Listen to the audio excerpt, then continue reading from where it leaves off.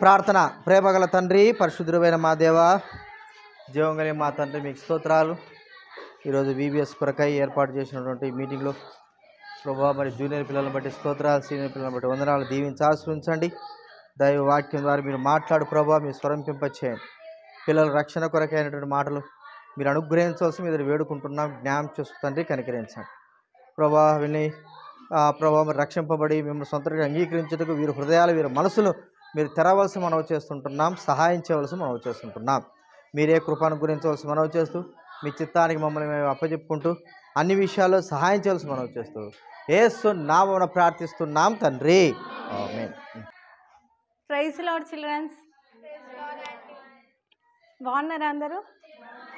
VBS అంటే ఇష్టం అందరికీ? సండే స్కూల్కి వస్తారా అందరూ? మరి VBS ఎన్ని రోజులు మనకి? 2 days కదా. ఈరోజు 1 day కదా. 1 day స్టార్ట్, ఆఫ్టర్నూన్ కూడా కావడానికి వస్తుంది కదా, మధ్యాహ్నం కూడా అవుతూ వచ్చింది కదా. మార్నింగ్ అంతా ఏం చేస్తారు మీరు? మార్నింగ్ నుంచి ఎవరున్నారు? రేజ్ యువర్ హ్యాండ్ కదా. కొంతమందికి అందరు ఉన్నారు. ఏమేమి నేర్చుకున్నారు మార్నింగ్ నుంచి? యాక్షన్ సాంగ్స్, జనరల్ సాంగ్స్ నేర్చుకున్నారు కదా. దేవుని స్తుతిస్తూ వచ్చారు. ఇప్పుడు ఇప్పుడు ఏం సమయము? స్టోరీ కదా. అయితే ఈరోజు మనము ఏం స్టోరీ చూసుకోబోతున్నామంటే ఎవరి గురించి అంటే జోసెఫ్ గురించి. ఎవరి గురించి? గట్టిగా చెప్పాలి. మీరు గట్టిగా చెప్తే నేను కూడా బాగా చెప్పడానికి ఉంటుంది. మీరు డల్గా ఉంటే నేను కూడా ఇంకా డల్గా చెప్తాను ఇంకా. సరేనా? మీరు ఎంత జూనియర్ కదా, స్కూల్లో బాగా అల్లరి చేస్తారా చేయరా? టీచర్ వద్దన్నా కానీ కొంచెం ఖాళీ పీరియడ్ దొరికిందంటే మాట్లాడుకుంటూనే ఉంటారు కదా. ఇక్కడ మాట్లాడుకోవద్దు కానీ సీరియస్గా మంచిగా స్టోరీ వినాలి, ఇంట్రెస్ట్గా ఆన్సర్ చేయాలి. సరేనా? ఇందాక యాక్షన్ సాంగ్స్ ఎలా అయితే పాడుతూ వచ్చారో ఇప్పుడు కూడా మరి స్టోరీలో అదే హుషారుతోటి స్టోరీ వినాలి. సరేనా? ఈరోజు మనము మరి ఈ యొక్క యోసేపు గురించి స్టోరీ వింటాము. మరి యోసేపు జీవితంలో మీలాగని చిన్న ఏజ్ నుంచే తాను కొన్ని పరిస్థితుల గుండా వెళ్తూ వచ్చాడు. ఓకేనా? ఎంతో పెద్దగా మరి పెద్ద వయసులో ఉన్నప్పుడు కాదు, ఆల్మోస్ట్ అందరికీ తెలుసు. కానీ కొత్తగా వచ్చిన పిల్లలకి మరి ఈ యొక్క జోసెఫ్ ద్వారా అనేక విషయాలు మనం ఈరోజు తెలుసుకుందాం. ఓకేనా? అయితే ఈ యొక్క యోసేపు అంట మరి ఎన్ని ఇయర్స్ ఉన్నప్పుడు మరి తను చాలా వాళ్ళ డాడీ కంట చాలా వృద్ధాప్యంలో పుడుతూ వచ్చాడనమాట. అర్థమవుతుందా? ఈ జోసెఫ్ ఎన్నో కుమారుడు తెలుసా? ఆన్సర్ చేయండి. 11 కదా. 11వ కుమారుడు. ఓకేనా? అయితే లాస్ట్లో పుడుతూ వచ్చాడు కాబట్టి ఈ యొక్క వాళ్ళ డాడీ ఇజ్రాయేలు యాకోబు వాళ్ళ డాడీ చాలా ఇష్టపడుతూ ప్రియమైన కుమారునిగా ఈ జోసెఫ్ ఉంటూ వచ్చాడనమాట. అర్థమవుతుందా కదా? ఇంట్లో కూడా చిన్నవారంటే అమ్మమ్మ వాళ్ళు, డాడీ, మమ్మీ అట్లా చిన్నవాళ్ళని ఒక్కొక్కరిని అట్లా ప్రేమ చేస్తూ ఉంటారు కదా. అయితే యోసేపు కూడా మరి చిన్న ప్రాయంలో ఆ యొక్క వృద్ధాప్యంలో తను పుడుతూ వచ్చాడు. లాస్ట్ మరి 11వ కుమారుడిగా ఉంటూ వస్తున్నాడు కాబట్టి ఎంతో ప్రియమైన కుమారునిగా అందరి అన్నలలో మరి మంచి ఎట్లా అంటే జ్ఞానము కలిగిన కుమారుడుగా ఉంటూ వచ్చాడు. కొంతమంది పిల్లలు ఎలా ఉంటారు? మమ్మీ డాడీ ముందు ఒకలాగా, బయటికి వెళ్ళంగానే ఇంకోలాగా కదా. ఇంకా అల్లరి చేస్తూ ఇంకా వాళ్ళ ఇష్టానుసారంగా ఉంటారు. ఇంట్లో చెప్పినప్పుడు ఎంతో బుద్ధిమంతులుగా ఉంటారు. కానీ యోసేపు అట్లా కాదు. బయట వాళ్ళ అన్నల దగ్గర కానీ వాళ్ళ డాడీ దగ్గర కానీ బయట ఉన్నప్పుడు కూడా ఒకటేలాగా ఉండేవాడు అనమాట. అర్థమవుతుందా? మరి అట్లా ఉంటూ వస్తున్నప్పుడు మరి ఈ యొక్క ఇజ్రాయేల్ ఏం చేస్తాడంటే ఇక్కడ మరి యోసేపు ఇక్కడ ఉన్నాడు చూడండి. ఎవరైనా జోసెఫ్, సరేనా? యోసేపు అనమాట. వాళ్ళ డాడీ ఇజ్రాయేలు యాకోబు కూడా అంటారు. ఓకేనా? వీళ్ళంతా ఎవరు? వాళ్ళ అన్నయ్యలు. ఓకేనా? వాళ్ళ అన్నయ్యలు అందరూ కూడా చూస్తుండగా వాళ్ళ డాడీ ఏం చేస్తాడంటే ఒక మంచి విచిత్రమైన నిలువుటంగి తనకి వేస్తాడనమాట. ఎందుకంటే చిన్న కుమారుడు కదా, మళ్ళీ వృద్ధాప్యంలో పుట్టుతూ వచ్చాడు. మళ్ళీ ఎంతో నమ్మకంగా వాళ్ళ తండ్రి దగ్గర ఉంటూ మెగులుతూ వచ్చాడనమాట.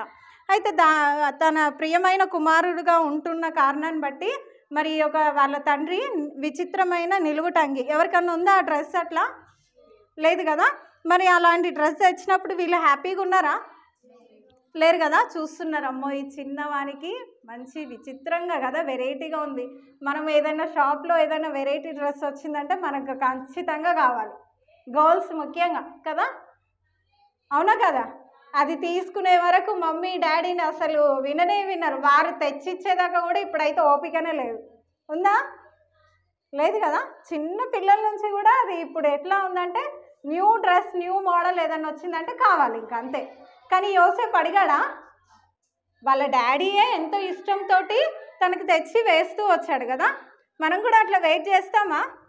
మన మమ్మీ వాళ్ళకి సమయం ఇస్తామా? డాడీకి సమయం ఇస్తామా? లేదు. ఇచ్చేదాకా ఏడ్చి ఇంకా ఎన్నో ఇంకా అసలు ఇంట్లో అంతా ఇది చేస్తూ ఉంటాం కదా, అల్లరి చేస్తూ ఉంటాం.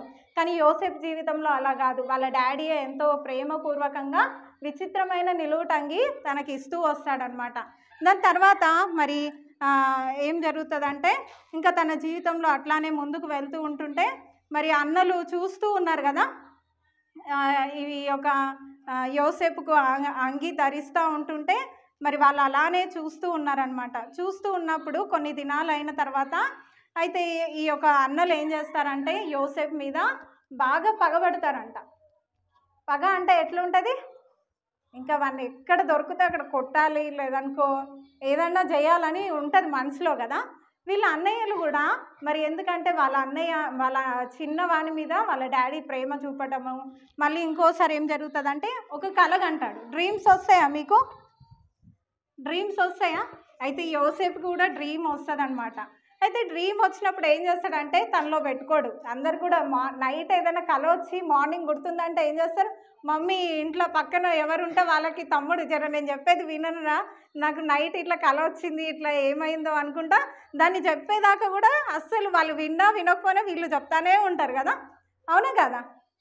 ఇంకా ఎవరు కనబడితే వాళ్ళకి ఆ యొక్క కళను చెప్తా ఉంటారు. అయితే యోసేపు కూడా పడుకున్నప్పుడు మరి దేవుడు ఎంతగానో ఆయన ప్రత్యేకమైన ముందుగానే కదా తండ్రికి లోబడుతూ అన్న వాళ్ళ దగ్గర అందరి దగ్గర ఒకటే రీతిగా జీవిస్తున్నాడు కదా యోసేపు. ఇక్కడ బయట ఒకలాగా ఇంట్లో ఒకలాగా ఉంటున్నాడా? లేదు కదా. మళ్ళీ వాళ్ళ డాడీకి వాళ్ళ తండ్రికి ప్రియమైన కుమారునిగా ఉంటున్నాడా? ఉన్నాడా? దాని తర్వాత మరి యేసు ప్రభు వారు దేవుడు మరి ఒక కళ తనకి దర్శనం చూపెడుతూ వచ్చినప్పుడు ఏం జరుగుతుందంటే మనం పొలంలో చూస్తూ ఉంటాం కదా పన్నాలు కదా. అయితే పన్నాలన్నీ కూడా మరి బెండ్ అయి ఉంటాయంట, ఒక పన్న మాత్రం నిలబడి ఉంటుందంట. ఆ పన్నాలన్నీ కూడా ఒక్కొక్క పన్నాకి మరి అన్నీ ఇట్లా బెండ్ అయి ఉండడం ఆ కళ చెప్తూ వచ్చారనమాట. ఆ కళకు అర్థం ఏంటంటే మరి తను పడుకుంటున్నప్పుడు ఆ కళ కంటూ వచ్చాడు. అది కూడా మళ్ళీ వాళ్ళ అన్నల దగ్గరికి వెళ్ళి ఎంతో ఆశతోటి ఇక్కడ వినండి అన్నయ్య, నాకు ఒక నైట్ ఒక డ్రీమ్ వచ్చింది, ఒక కళ వచ్చింది వినండి అని చెప్పి మరి వాళ్ళ దగ్గరికి వెళ్ళి ఆ కళని వివరిస్తూ చెప్తా ఉన్నాడంట. చెప్తూ ఉన్నప్పుడు వాళ్ళకి ఇంకా కోపం వచ్చేసిందంట.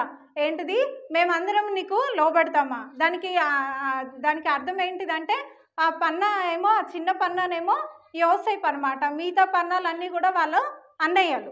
అర్థమవుతుందా? వాళ్ళ అన్నయ్యలు అందరు కూడా మరి వీణకు ఇట్లా నమస్కరిస్తున్నారా అని చెప్పి మరి వాళ్ళు కొంచెము గిల్టీగా ఫీల్ అవుతారు కదా. పెద్దవాళ్ళు చిన్నవాళ్ళకి కొంచెం తగ్గించుకోవాలంటే చాలా మట్టుకు చాలా విధేయత కలిగి ప్రేమ కలిగి ఉన్న వాళ్ళే ఆ పనులు చేస్తారు. కానీ మరి మామూలుగా అయితే అరే నువ్వు చిన్నోను అని చెప్పి వాళ్ళని ఎప్పుడు కూడా త్రోసివేసే వాళ్ళుగా ఉంటారు కదా, ఇంట్లో గొడవ పడేవారిగా ఉంటారు, ఏది చెప్పరు. కానీ ఇక్కడ కూడా మరి వాళ్ళు కూడా అట్లానే వాళ్ళ అన్నయ్యల మధ్యలో ఈ చిన్న యోసేపు కూడా ఆ కళను వాళ్ళు తిట్టినా ఏమన్నా కానీ అది ఎక్స్ప్లెయిన్ చేస్తూ వచ్చాడు, చెప్తూ వచ్చాడు. దాని తర్వాత ఇంకో కళ కంటాడు, ఆకాశంలో సూర్య మరి చంద్ర నక్షత్రాలు అన్నీ కూడా మరి ఈ యొక్క నాకు ఇవన్నీ కూడా సాష్టాంగ పడుతున్నాయని మళ్ళీ ఇంకో కళ కూడా చెప్తాడనమాట. అది ఎవరు వింటారు? వాళ్ళ నాన్న వింటాడనమాట. ఎవరు? వాళ్ళ డాడీ పేరు ఏం పేరు కదా, 2 పేర్లు చెప్పినాం కదా. ఫస్ట్ ఏంటిది? వాళ్ళ నాన్న పేరు ఇజ్రాయేలు, తర్వాత యాకోబు. ఎంతమంది అన్నయ్యలు యోసేపుకి? అన్నయ్యలు 10 మెంబర్స్ కదా. 10 మంది అన్నయ్యల మధ్యలో యోసేపు 11 వాడిగా ఉండి మరి ఎంతో నమ్మకంగా మరి వాళ్ళ అన్నయ్యలు ఏదైనా మిస్టేక్ చేస్తే ఇగో అన్నయ్య వాళ్ళు ఇది చేస్తున్నారని చెప్పి వాళ్ళ డాడీకి సమాచారం తెచ్చి చెప్పే వాడిగా ఉంటున్నాడు అనమాట. అట్లా చెప్పడం మీకు ఇష్టమా? రూమ్లో వెళ్ళి అక్క ఫోన్ చూస్తుందని బయటకు వచ్చి మమ్మీకి చెప్తే ఊకుంటారా? ఏంది నువ్వు నా వెనక పడుతున్నావు, ఓకే నువ్వు ఎప్పుడు చూడలేదా, నువ్వు ఇదే పనా నీకు అని చెప్పి కొడతాము. ఇంకా వాళ్ళని ఎట్లా అట్లా ఇది చేస్తూ ఉంటాం కదా. ఇంకా అట్లా మరి సేమ్ యోసేపు కూడా, మరి యోసేపు అలాంటి పనులు చేయడు కానీ మంచిగా ఉండాలని, వాళ్ళ నాన్న దృష్టిలో ఈయన మంచిగా ఉండాలి, వాళ్ళ అన్నయ్యలందరూ కూడా మంచిగా ఉండాలని మరి కొంత మట్టుకు మరి ఎంతో ప్రయత్నించినప్పటికీ అదేమైందంటే కక్షగా కోపంగా అవుతూ వచ్చిందనమాట. ఈ 2 కళలు కన్నాక ఇంకా వాళ్ళ యొక్క నాన్న ఏం చేస్తాడంటే, ఇప్పుడు ఈ యొక్క ఇజ్రాయేలు కుమారులు 10 మంది కూడా నమ్మకంగా వాళ్ళ నాన్న దగ్గర ఉంటున్న మందని మేపేవారనమాట.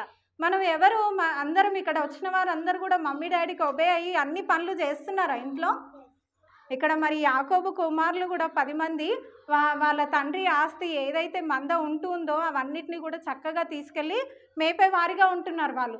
అయితే అట్లానే ఒకరోజు మేపడానికి వాళ్ళు మందని తీసుకొని వెళ్తూ వచ్చారనమాట ఒక ప్రదేశానికి.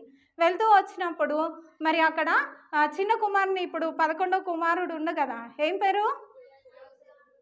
యోసేపు కదా. జోసెఫ్ని పిలిచి, నాన్న ఇక్కడ రండి, ఇక్కడ రా అని చెప్పి తనని పిలిచి వాళ్ళ నాన్న వాళ్ళ కుమారుని, చిన్న కుమారుని పిలిచి ఒక పని చెప్తూ వచ్చాడు.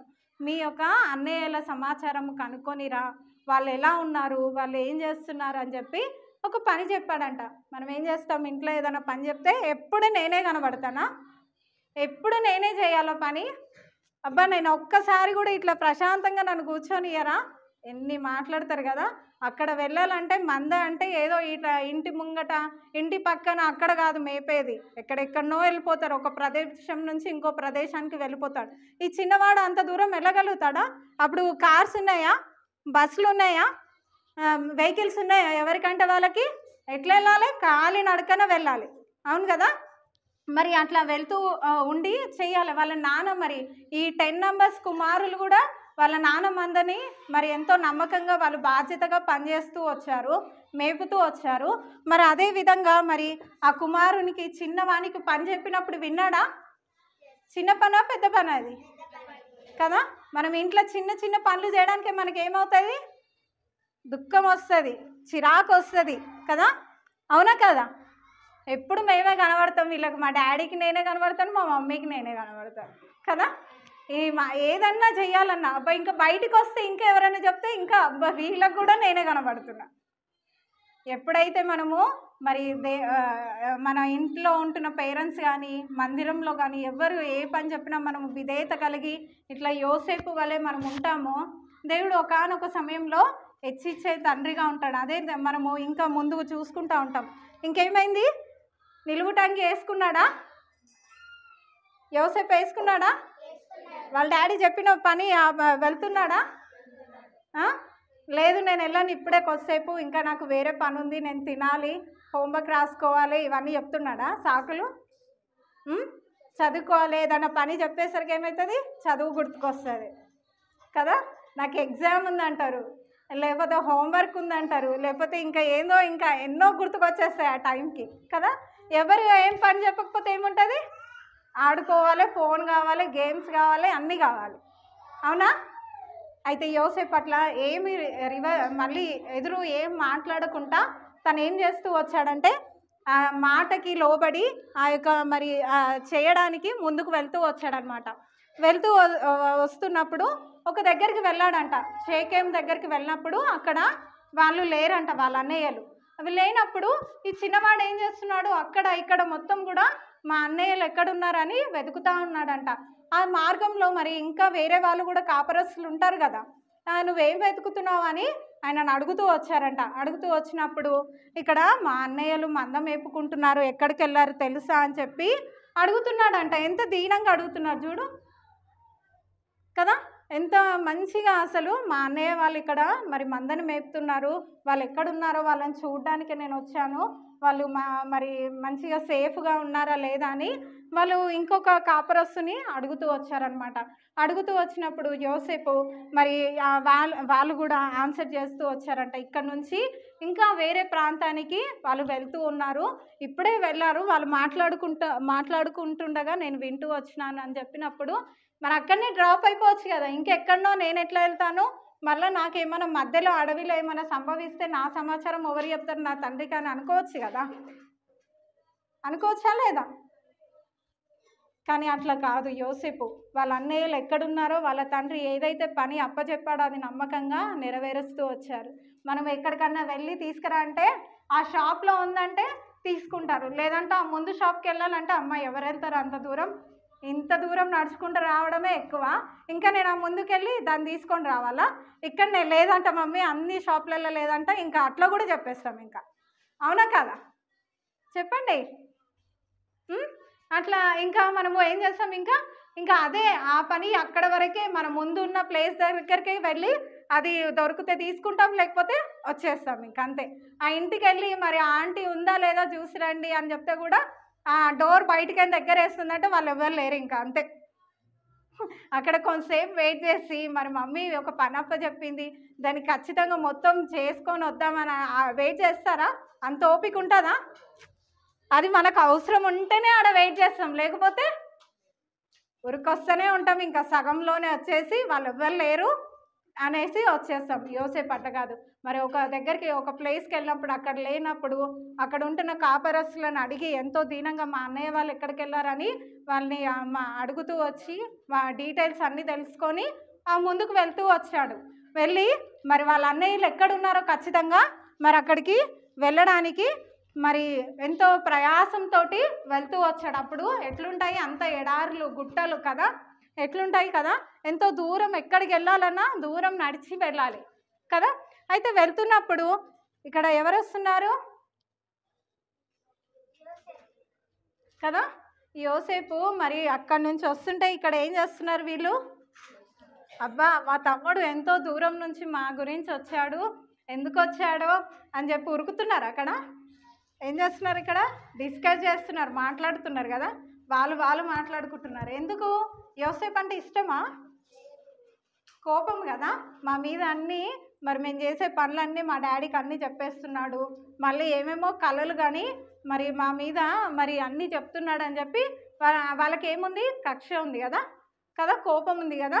అయితే దాని కారణాన్ని బట్టి మరి వీళ్ళు డిస్కస్ చేస్తున్నారు. వాడు కళలుగానే వాడు వస్తున్నాడు, మన దగ్గరకు వచ్చే వరకు వాడిని మనము ఏమైనా చేద్దామని చెప్పి వీళ్ళు మాట్లాడుకుంటూ ఉంటున్నారంట. మంచి వాళ్ళే కానీ కొంచెం ఏదైనా మన మీద అగెనెస్ట్ వచ్చేసరికి మనం ఏం చేస్తాము, తట్టుకోలేము, క్షమిస్తామా, ఇట్లానే ప్రవర్తిస్తాం కదా. అయితే ఈ యోసేపు వాళ్ళ అన్నలు కూడా మరి అలానే గుంపు గుడి యోసేపుని మరి ఏమైనా చేద్దామని అక్కడ దూరంగా ఉంటుంటేనే ఇక్కడనే వాళ్ళు ప్లాన్ చేసుకుంటా ఉన్నారంట. కనబడుతుంది అందరికీ? అందరు ఏం చేస్తున్నారు, యోసేపు వాళ్ళ అన్నయ్యలందరూ కూడా ప్లాన్ చేసుకుంటున్నారు. యోసేపు ఎంతో దూరంలో ఉండేసరికనే వీళ్ళంతా ప్లాన్ చేసుకుంటూ ఉన్నప్పుడు అయితే యోసేపుకి ఇవన్నీ తెలుసా, వీళ్ళ అన్నయ్యలు ఇలా నేను ఎంతో కష్టపడి మా అన్నయ్యలు ఎట్లా ఉన్నారో వాళ్ళని చూడడానికి వస్తుంటే వాళ్ళు ఇట్లా నా గురించి ఇవన్నీ చేస్తున్నారని తెలుసా నాకు? లేదు. ఎంతో సంతోషంతో నేను మా అన్నయ్యలను కనుక్కున్నాను, వాళ్ళు క్షేమంగా అక్కడ ఉన్నారని చెప్పి ఎంతో మరి వస్తూ ఉన్నారు దగ్గరికి. వీళ్ళు మాత్రం ఇక్కడ వెనుక మరి ప్లాన్ వేస్తూ ఉన్నారనమాట. వేస్తూ ఉన్నప్పుడు యోసేపు మరి దగ్గరకు వచ్చేస్తాడు. దగ్గరకు వచ్చినప్పుడు ఒక నీళ్ళు లేని బావిలో ఒక గుంటలో మరి ఆ నీళ్ళు లేని గుంటలో వేద్దాం అనుకుంటారు. తర్వాత మరి బాగా కొట్టి చంపేద్దాం అనుకుంటాడు. అయితే పెద్ద కుమారుడు రూబేను అని ఉంటాడనమాట. ఆ చిన్నవాడు మీకు ఏం అపకీర్తి చేస్తాడు, అట్లా చెయ్యొద్దు, ఒకని ప్రాణం తీయొద్దు అని చెప్పి ఉంటారు కదా. ఒక మంచి ఫ్రెండ్ ఉంటాడు, ఒకడు చెడ్డ ఫ్రెండ్ ఉంటాడు కదా. మన ఇంట్లోనే అరే చెయ్యరా, ఏం కాదు, మమ్మీ లేదు కదా తీసుకొని తినేద్దాం, మమ్మీ లేదు కదా అది ముట్టేద్దాం, అదేందో చూద్దాం. కొంతమంది ఇంకొకళ్ళు ఏమంటారు, అబ్బా వద్దు మమ్మీ ఇచ్చేదాకా వెయిట్ చేద్దాం, ఎందుకు కొద్దిసేపటికి ఏమైందని చెప్పి అట్లా ఒక చిల్డ్రన్ అలా ఉంటారు, ఇంకో చిల్డ్రన్ ఏమో ఏం కాదు చేసేయని అంటారు కదా, అవునా. అయితే ఇక్కడ కూడా రూబేను మరి వద్దు వాడిని చిన్నవాడిని చంపొద్దు, మరి ఆ ఒక గుంటలో వేద్దామని చెప్పి చెప్తూ వచ్చినప్పుడు ఆ మార్గం గుండా మరి కొంతమంది వెళ్తూ ఉన్నారంట. వెళ్తూ ఉన్నప్పుడు మరి ఆ యొక్క ఇష్మాయేలు వాళ్ళకి ఈ యొక్క మరి యోసేపునే అమ్మేస్తారంట. హాస్టల్లో ఉండాలంటేనే దుఃఖము. ఎవరన్నా ఇంటికి అమ్మేస్తే ఊకుంటారా? కొంతమంది పిల్లలకైతే మార్నింగ్ స్కూల్కి వెళ్ళి ఈవినింగ్ స్కూల్ నుంచి రావాలంటే కూడా అది ఎంతో పెద్ద పని. ఇంకా వాళ్ళే చదివినట్టు, వాళ్ళే ఇంకా అన్నీ చేసినట్టు కదా, ఎంతో టైర్డ్గా అయిపోయి ఇంకా ఎంతో పని చేసి ఎంతో బరువులు మోసి వచ్చినట్టు ఇంకా ఫీల్ అవుతూ ఉంటారు ఇంటికి వచ్చేసరికి స్కూల్కి వెళ్ళడానికి. ఎవరెవరు అందరూ మార్నింగ్ లేచి మీ అంతలో మీరు ఇంట్రెస్ట్గా మీరే తయారయ్యి వెళ్తారా స్కూల్కి? రెడీ అయ్యి వెళ్తారా? ఎవరైనా ఉన్నారా అలాంటి చిల్డ్రన్స్?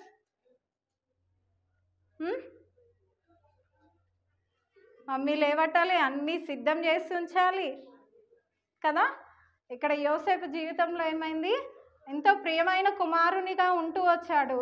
ఇప్పుడు ఎవరికి వేరే వాళ్ళ ప్లేస్లోకి అమ్మివేయబడుతున్నాడు. అమ్మివేయడం అంటే మంచిగా హోదాలో వెళ్తారా?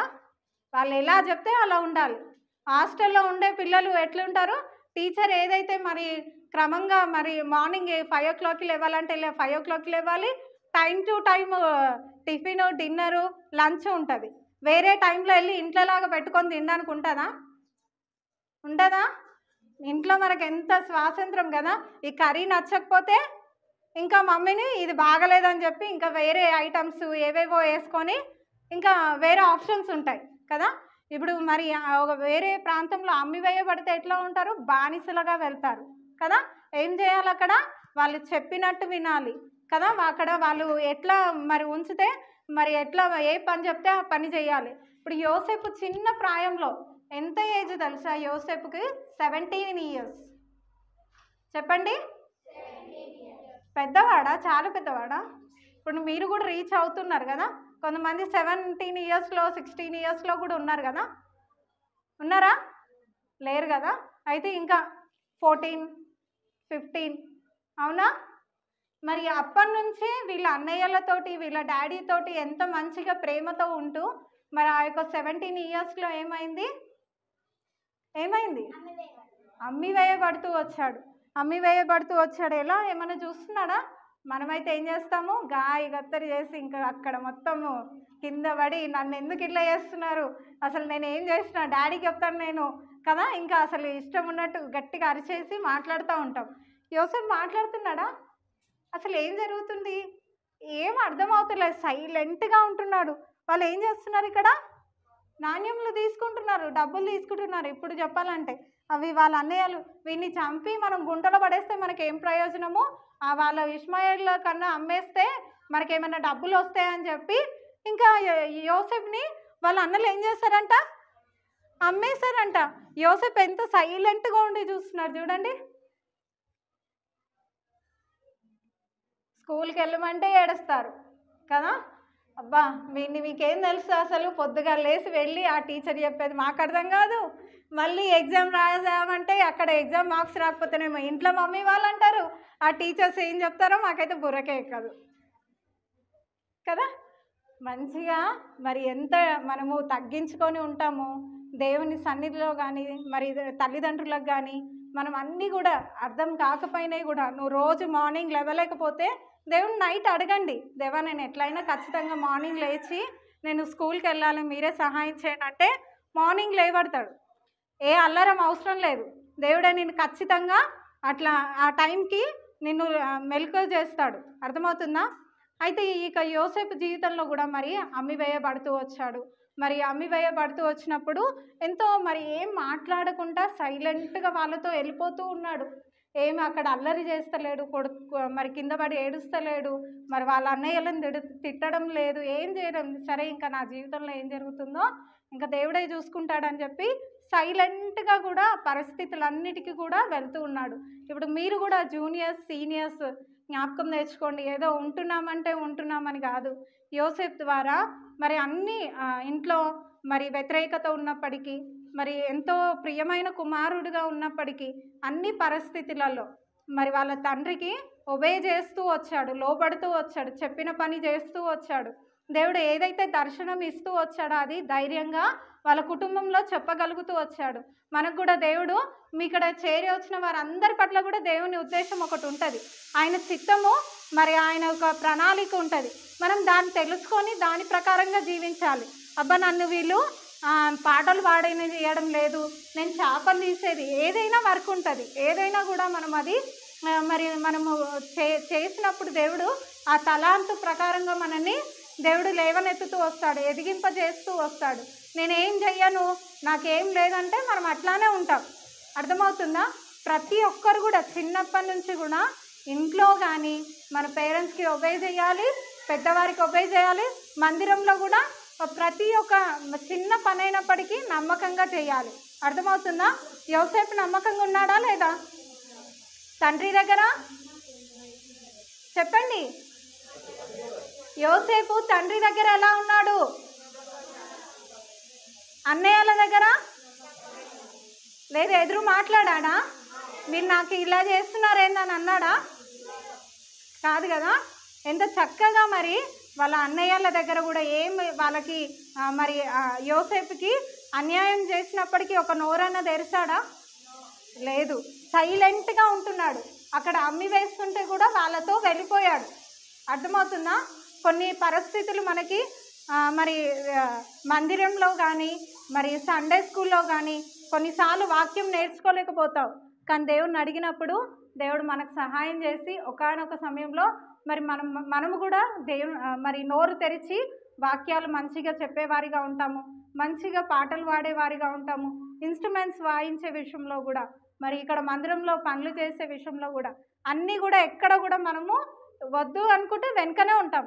చేస్తాము అంటేనే మరి యోసేపు ఎలా అయితే లోబడుతూ వచ్చాడో మరి తండ్రికి, అక్కడ వాళ్ళ అన్నయ్యలకి, ఇక్కడ వేరే దేశం మన ఊర్లో మనం ఉంటాము, మన అమ్మమ్మ వాళ్ళ ఊర్లో ఉంటాం, మన రిలేటివ్స్ తెలిసిన వాళ్ళ దగ్గర ఉంటాం. వేరే దగ్గర పోయి ఉండమంటే ఉంటామా? వెళ్తామా అసలు? వేరే వాళ్ళ ఇంట్లో, తెలియని వాళ్ళ ఇంట్లో నిన్ను పంపించేస్తున్నా, వెళ్ళి వాళ్ళు చెప్పినట్టు విను అంటే వింటావా? వింటారా మీరు? లేదు కదా.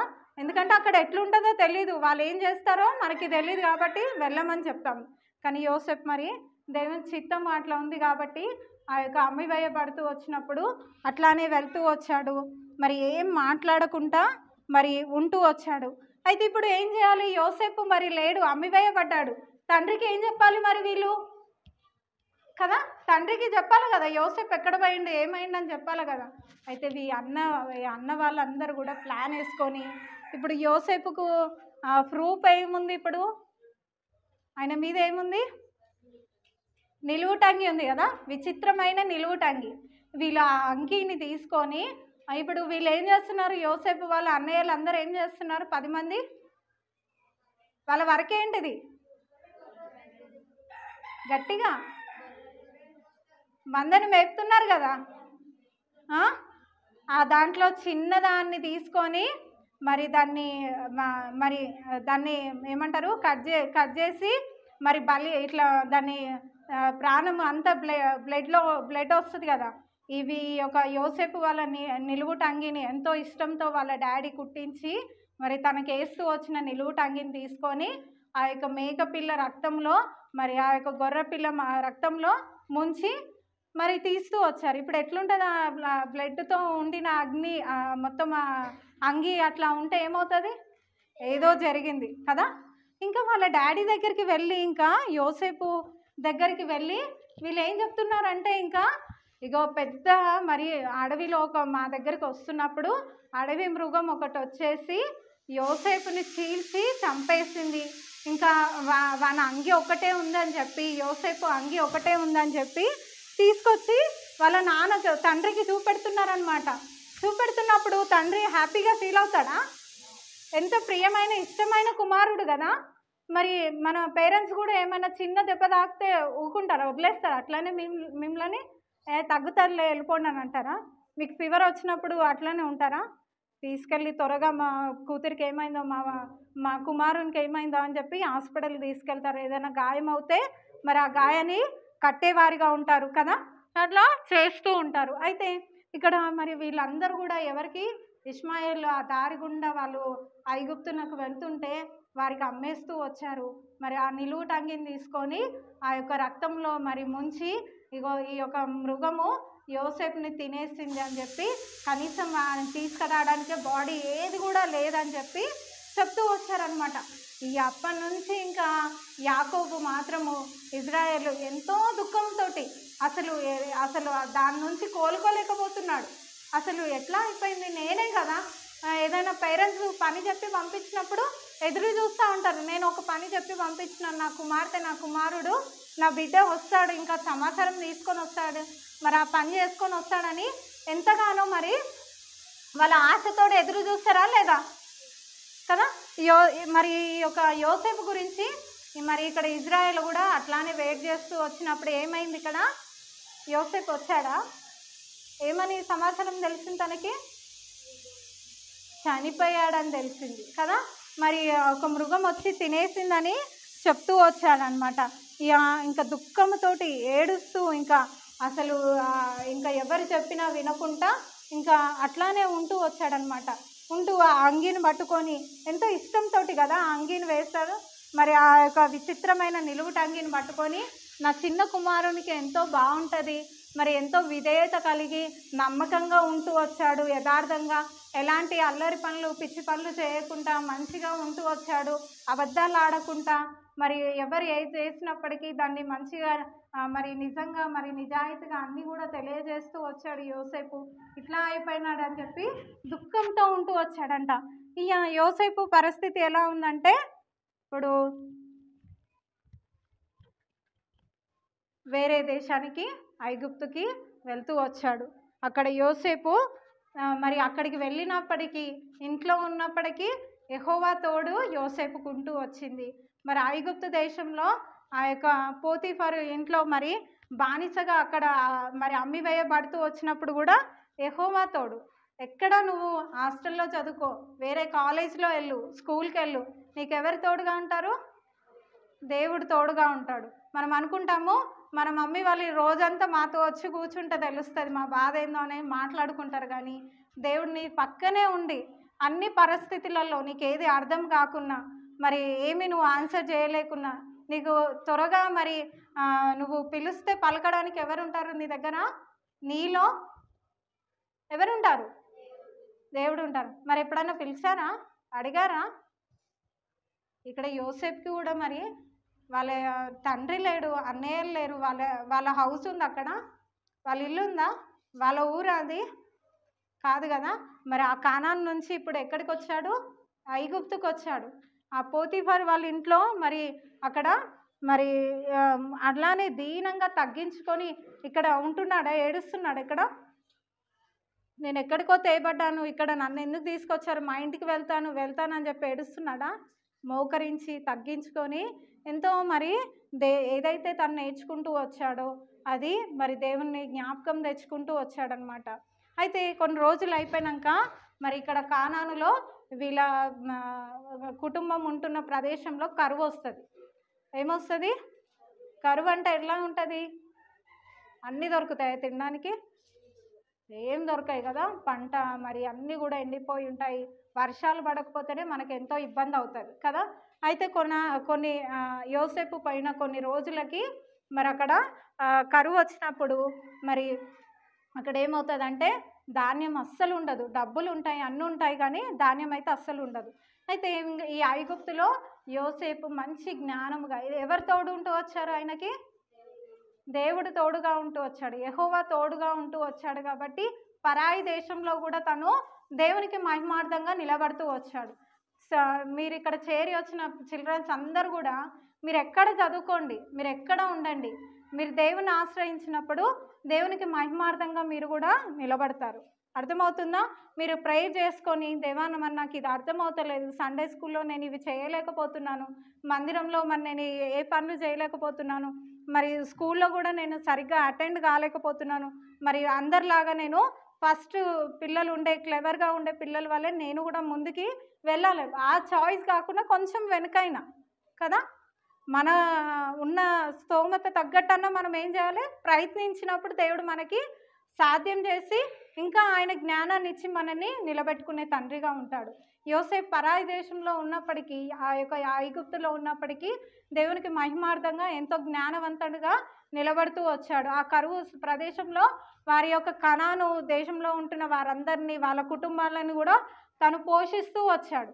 అందరికీ, ఎంతోమందికి మరి ఐగుప్తు ఉంటున్న అన్ని దేశాలకు కూడా ఈ యొక్క యోసేపు నిలబడుతూ వచ్చిన కారణాన్ని బట్టి మరి ఆ యొక్క ధాన్యాన్ని సమకూరుస్తూ వచ్చాడనమాట. అందరికీ కూడా ఆ ధాన్యాన్ని అమ్ముతూ వచ్చాడు. మరి ఎంతో కూడా వాళ్ళకి యోసేపు వల్ల ఐగుప్తు కూడా దీవింపబడుతూ వచ్చింది. ఎంతో మరి డబ్బు, పొలము అన్నీ కూడా ఆ దేశంలో చేరుస్తూ వచ్చాయి. ఏ ప్లేస్లో ఉంటూ వచ్చాడు తెలుసా? జస్ట్ మరి ఫరో రాజు అంట చైర్ మీద, అక్కడ సింహాసనం ఉంటుంది కదా, దాని మీద కూర్చుంటాను, మిగతా అన్నీ కూడా నువ్వే చూసుకోవాలి. ఎంత గ్రేట్ కదా, ఎంత నమ్మకం కదా. మనం ఎప్పుడైతే తగ్గించుకుంటామో, ఎప్పుడైతే లోబడతామో దేవుడు హెచ్చించే తండ్రిగా ఉంటాడు. వాళ్ళ ఇంటి దగ్గర తగ్గించుకున్నాడు. ఎంత మరి వాళ్ళ అన్నలు కోపం పెట్టుకున్నప్పటికీ, ఆయనని కొట్టినప్పటికీ, గుంటలో వేసినప్పటికీ, అమ్మి వేసినప్పటికీ మరి నోరు తెరవకుండా తగ్గించుకుంటూ వచ్చిన కారణాన్ని బట్టి ఐగుప్తులో ఏమైంది? హెచ్చించబడ్డాడు. రాజు తర్వాత అన్నీ ఇంకా నేను ఆ ప్లేస్లో కూర్చుంటాను, మరి ఇంకా ఎన్నో కూడా తన జీవితంలో తన ఉంగరం ఇచ్చి, మరి ఆ ఉంగరంతో కూడా తన్ని మరి ఎంతో ఘనపరుస్తూ, మరి ఆ యొక్క వీధులలో మరి ఆ యొక్క ఊరేగిస్తూ అవన్నీ కూడా యోసేపుకు జరుగుతూ వచ్చాయి. మనం ఇప్పుడు ప్రస్తుతం ఉంటున్న మరి ఒక అన్ని పరిస్థితులలో కూడా దేవుని సహాయం ఎప్పుడైతే కోరుకుంటామో, ఆయన తోడు ఎప్పుడైతే కోరుకుంటామో, దేవుడు మనల్ని కూడా ఆ ఒకానొక సమయంలో కొన్నిసార్లు మనము మరి తగ్గించుకోవాల్సి వస్తుంది. ఎన్నో పరిస్థితులు మనం చెయ్యడానికి కూడా తిట్లు పడాల్సి వస్తుంది. అవన్నీ ఎప్పుడైతే మనము ఓర్చుకుంటామో, మరి సహిస్తామో, దేవుడు ఒకానొక సమయంలో ఏం చేస్తాడు? మనల్ని హెచ్చించాడు. అర్థమవుతుందా పిల్లలు? మరి అంతా చూడడానికి, ఐగుప్తుని అంతా కూడా రూల్ చేయడానికి దేవుడు జ్ఞానం ఇచ్చాడా లేదా యోసేపుకి? ఎంత చిన్న వయసు కదా, 17 ఇయర్స్ కదా, పెద్ద ఏజా? 30 ఇయర్స్ అన్నీ తెలిసిన అనుభవంలో వెళ్ళాడా? 17 ఇయర్స్లో వెళ్ళాడు. ఇప్పుడు మీరు కూడా మరి ఈ చిన్న ఏజ్ నేనేం చెయ్యలేను అని అనుకోవద్దు. దేవుని సన్నిధిలో అడగండి. యోసేపుని ఎలా అయితే మీరు వాడుకుంటూ వచ్చారో ప్రభా, ఏ విధంగా అయితే మరి అన్ని విషయాల్లో ఒబే చేస్తూ మరి అన్నీ కూడా సహిస్తూ వచ్చాడో, మీ దర్శనాలన్నీ కూడా కళ రూపంగా అన్నీ కూడా ధైర్యంగా చెప్తూ వచ్చాడు. మనము కూడా దేవుని వాక్యాన్ని మీరు ఏదైతే వింటారో మీ ఫ్రెండ్స్కి ధైర్యంగా చెప్పాలి. అర్థమవుతుందా? వాళ్ళు విన్నా వినకున్నా కానీ ఒకానొక సమయంలో వారి జీవితంలో ఏమవుతుంది? కార్యం చేయబడుతుంది కదా. ఇప్పుడు ఈ ఐగుప్తీయులందరూ మరి ఐగుప్తు ద్వారా అనేక దేశాలు మరి పోషింపబడుతూ వచ్చారా లేదా? ఇప్పుడు కానాను వాళ్ళు కూడా వచ్చారనమాట. యోసేపు ఏమంటాడంటే గొప్ప మాట అంటాడు తెలుసా? మనము కంఠత వాక్యం చూసుకొని ఆ యొక్క మరి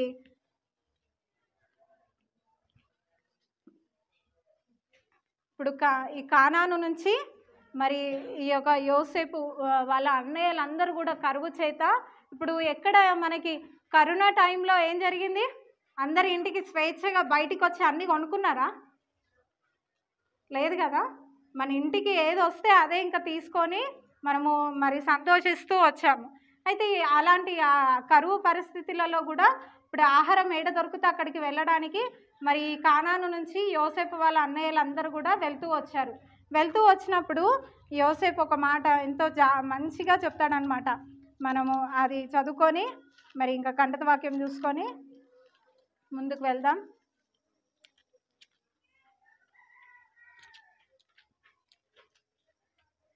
అయినను నేను ఇక్కడికి వచ్చినట్లు మీరు నన్ను అమ్మివేసినందుకు దుఃఖపడకుడి, ఇది మీకు సంతాపము పుట్టింపనీయకుడి.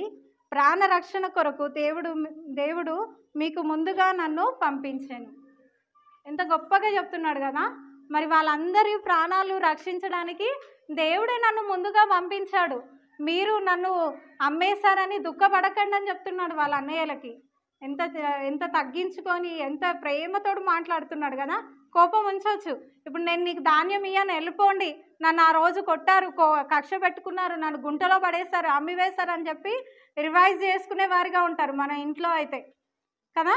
అబ్బా నువ్వు ఆ రోజు నాకు డ్రెస్ అడుగు తీయలేదు కదా, ఆ రోజు నాకు హెయిర్ బ్యాండ్ క్లిప్స్ ఇవ్వమంటే రబ్బర్ ఇవ్వమంటే ఇవ్వలేదు కదా, నేను కూడా ఇప్పుడు ఇయ్యను పో. చిన్న చిన్న వాటికే మనం ఎట్లా చేస్తాం. కానీ యోసేపు ఎంత పెద్ద శ్రమలా కాదా ఇది? చిన్న చిన్నయా? కొట్టడం అంటే చిన్నదా? గుంటలో పడేయడం అంటే చిన్న విషయమా? అమ్మి వేయడం అంటే చిన్న విషయమా? కుటుంబం నుంచి వేరైపోయి వెళ్ళిపోవడము, మళ్ళీ వాళ్ళు రావడానికి ఉందా? అది వేరే దేశం. ఇంకా వాళ్ళకు బానిసగా వాళ్ళ సంఖ్యలో వాళ్ళ అదుపులోనే ఉంటాడు. మరి ఒకానొక సమయంలో వచ్చినప్పుడు యోసేపు ఏమంటున్నాడు, మీరు దుఃఖపడొద్దు నన్ను అమ్మేసినందుకు, ముందుగానే దేవుడే మీ ప్రాణ రక్షణ గురించి నన్ను పంపించాడని చెప్తూ వస్తున్నాడు. పిల్లలు, మనము కూడా మన ఇంట్లో ఎవరైనా అల్లరిగా మనని కొట్టేవారిగా తిట్టేవారిగా మనకంటే పెద్దవాళ్ళు చిన్నవాళ్ళు ఉంటే వారిని ఏం చేయాలో మనము క్షమించాలి. వారి గురించి ఏం చేయాలో మనము ప్రార్థన చేయాలి. దేవా, ఈ బిడ్డని క్షమించు, మా తమ్ముడిని మా అక్కని క్షమించు, ఈ పనులన్నీ చేయకుండా మంచిగా ఉండేటట్టు సహాయం చేయి, నేను కూడా మంచిగా ఉండి నీకు మహిమకరంగా నేను నీకు సాక్షిగా నిలబడేటట్టు సహాయం చేయండి అని చెప్పి దేవుణ్ణి అడగాలి. యోసేపుని దేవుడు ఎలా అయితే నిలబెట్టుకొని ఆ యొక్క దేశంలో ఎంతో గొప్ప అధికారిగా ఉంటూ వచ్చాడో, మీరు కూడా మీరుంటున్న స్కూల్స్లో కానీ సండే స్కూల్లో కానీ దేవునికి మహిమార్థంగా ఉండేటట్టు ఈరోజు మరి ప్రార్థన చేసుకోండి, సరేనా? ఈ యొక్క వాక్యపు వెలుగులో ఈ స్టోరీ ద్వారా దేవుడు ఏదైతే మీతో మాట్లాడుతూ వచ్చాడో మరి దేవుణ్ణి అడిగినప్పుడు దేవుడు మన జీవితంలో కూడా ఆయన ఉద్దేశాన్ని సఫలపరిచే తండ్రిగా ఉంటున్నాడు. కంటద వాక్యం కూడా బైబిల్స్ ఉన్న వాళ్ళందరూ కూడా ఓపెన్ చేయండి. కీర్తనలు 118:6.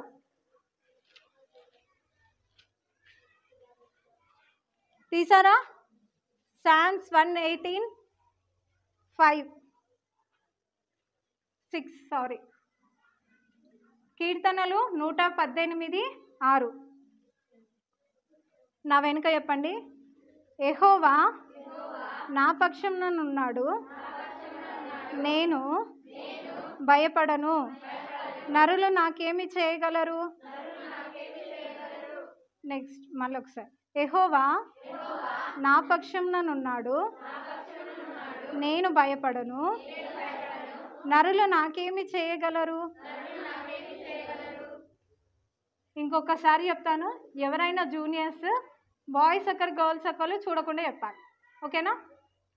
చిన్నగా ఉంది మరి స్టోరీ అర్థమైంది కాబట్టి అది సేమ్ దానికి సంబంధించిన కంటద వాక్యం, ఓకేనా?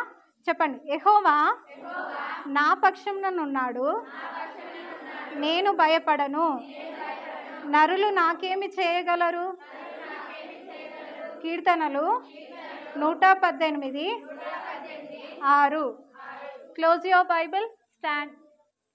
చెప్పండి. ఎవరైనా మీ బైబిల్ బంద్ చేసి ఎవరైనా ఈ కంటద వాక్యం చెప్పొచ్చు. త్వరగా, టైం లేదు మనకి. యెహోవా నా పక్షముననున్నాడు, నేను భయపడను, నరులు నాకేమి చేయగలరు. కీర్తనలు 118:6. యెహోవా నా పక్షంలో ఉన్నాడు, నేను భయపడను, నరులు నాకేమి చేయగలరు. కీర్తనలు 118:6. యెహోవా నా పక్షం ఉన్నాడు, నేను భయపడను, నరులు నాకేమి చేయగలరు. కీర్తనలు 116:6. యెహోవా నా పక్షమున ఉన్నాడు, నేను భయపడను, నరులు నాకేమి చేయగలరు. కీర్తనలు 118:6.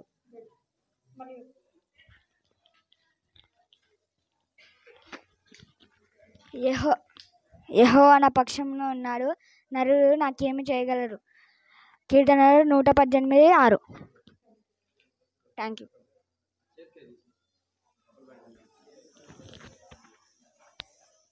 యెహోవా నా పక్షాన ఉన్నాడు, నేను భయపడను, నరులు నాకేం చేయగలరు.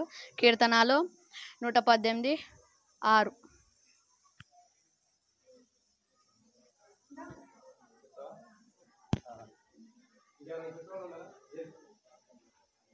యెహోవా నా పక్షమునున్నాడు, యెహోవా నా పక్షమునున్నాడు, నేను భయపడను, నరులు నాకేమి చేయగలరు.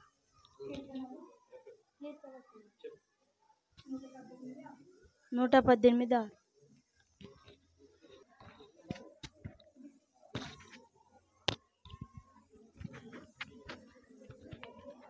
యెహోవా నా పక్షమునున్నాడు, నేను భయపడను, నరులు నాకేమి చేయగలరు. కీర్తనలు 118:6. యెహోవా నా పక్షముననున్నాడు, నేను భయపడను, నరులు నాకేమి చేయగలరు. కీర్తనలు 118:6. యెహోవా నా పక్షమునున్నాడు, నేను భయపడను, నరులు నాకేమి చేయగలరు. కీర్తనలు 118:6.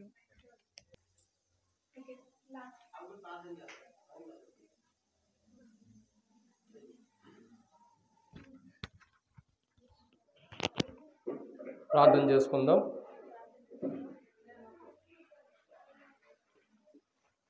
ప్రార్థన అనటంతోనే అందరూ కూడా తరల వంచాలి.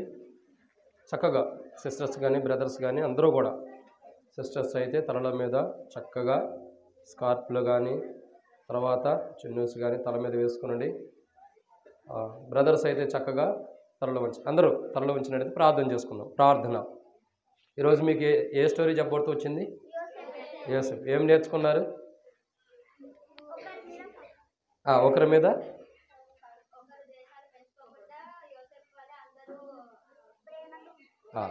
ఒకరి మీద ద్వేషం పెట్టుకోకుండా అందరి వాళ్ళు ఎలా ఉండాలి? ప్రేమతో ఉండాలి. అంతేనా నేర్చుకుంది? ఇప్పుడు చెప్పండి, మీకు ఎంతమందికి ఎవరి మీద ద్వేషం ఉంది? చేతులు ఎత్తండి. ఇంతకుముందు ద్వేషం ఉండేవాళ్ళు చేతులు ఎత్తండి. ఎవరు లేరా? మీకు ఎవరంటే కోపం లేదా? ఓకే. ఇప్పుడు ఉందా లేదా చెప్పండి. ఇప్పుడు ఉందన్న వాళ్ళు చేతులు ఎత్తండి. లేదా చెప్పు. ఓకే, లేదు. సరే, ప్రార్థన చేస్తాం. కళ్ళు మూసుకోనండి. పరిశుద్ధుడి అయిన తండ్రి, ప్రేమ కలిగిన దేవా, ప్రభు అయిన యేసుక్రీస్తు ప్రభు వారి యొక్క పరిశుద్ధమైన నామం పేరిట మీకు శుభాభివందనములు.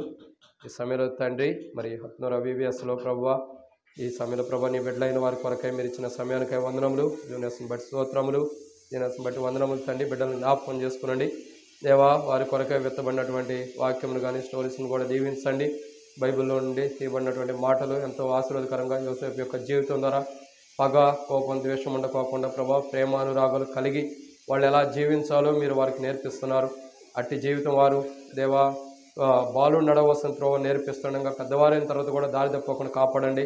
ఆ విధమున వారి జీవితాలు ఎల్లప్పటికీ కలిగి ఉన్నట్లు సహాయం చేయమని దేవా, మరి విత్తబడినటువంటి మాటలను కూడా దీవించి ఆశీర్వదించమని, చేరవచ్చిన వారందరినీ దీవించండి. పిల్లల హృదయాలు నాటబడుతున్న ప్రతి మాట ఆశీర్వాదకరంగా, క్షేమకరంగా, దీవెనకరంగా జీవితాంతం వారికి గుర్తుండిపోయేటట్టు మీరే సహాయం చేయమని, ముందున్న సమయం అంతా ఇంకెన్నో దేవా మరి VBSలో నేర్చుకోవాల్సి ఉండే అవన్నీ నేర్చుకోవడం సహాయం చేయమని ప్రభు అయిన యేసుక్రీస్తు నామం పేరిట విశ్వాసంతో ప్రార్థిస్తున్నాం తండ్రి. ఆమేన్.